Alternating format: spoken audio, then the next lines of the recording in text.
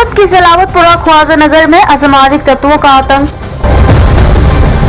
मोहल्लों में डर पैदा करने के लिए हाथों में खुली तलवार जैसे धारदार हथियारों के साथ स्थानीय लोगों पर किया जानलेवा हमला और तोड़फोड़ की स्थानीय पुलिस पर उठे सवाल।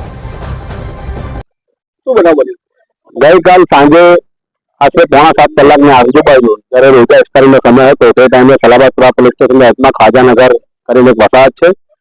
એમાં લિંબાયતમાં વસવાટ કરતા ચિયા, એના ભાઈ આરો અને બીજા એના જે ભાઈ છે ભુરુ, એના માસીના દીકરાઓ જે માનદરવાજા ખાતે રહે છે એ લોકો અને બીજા અન્ય 5 થી 7 જણા એવા ટોટલ 10 થી 12 જણાની ટોળકી બનાવી અને હથિયારો સાથે જે એ લોકોએ અફરાતફરીનો માહોલ સર્જ્યો અને જે બે ગુનેગાર બેકસૂર યુવાનોને હિંસક હુમલો કર્યો અને તમે જોઈ શકો છો કે જે વિડીયો સ્પષ્ટપણે દેખાય છે કે એમને પોલીસ તંત્રનો પણ કોઈ ભય નથી અને જાણે લોકોને નહીં પરંતુ સુરત પોલીસને પડકાર ફેંકતા એવી રીતે જે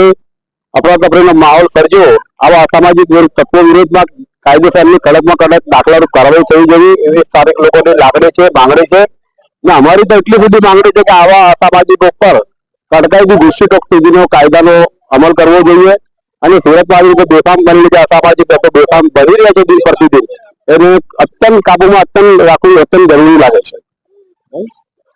खबरों में अब तक के लिए बस इतना ही। मिलते हैं फिर ऐसे ही बड़ी खबर के साथ। तब तक के लिए नमस्कार और देखते रहिए न्यूज़ जागरूक भारत।